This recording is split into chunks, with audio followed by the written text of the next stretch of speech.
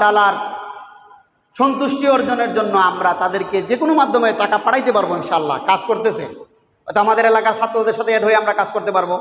আমি মনে করি আল্লাহ তাআলাকে খুশি করার জন্য কিয়ামতের দিন যদি আমাদেরকে জিজ্ঞাসা করা হয় যে আমার এত সব বান্দারা পানিতে ভাসছিল, তোমরা কি করছো, আমরা উপস্থিত আল্লাহ তাআলার সন্তুষ্টির জন্য তাদের পাশে দাঁড়ানোর জন্য কিছু কালেকশন করতে পারি। আপনারা কি বলেন?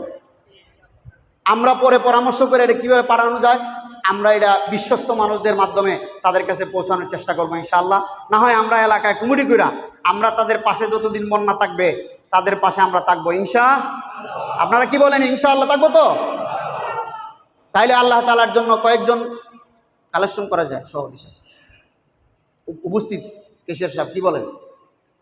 আমরা যে যা পারি আমাদের বন্যার্ত দুর্গস্ত ভাইদের জন্য আমরা এখন উপস্থিত আল্লাহ তাআলা সন্তুষ্টির জন্য কিছু কালেকশন দেই, যে যা পারি ভাই দেই, যে যা পারি। দুইজন যুবক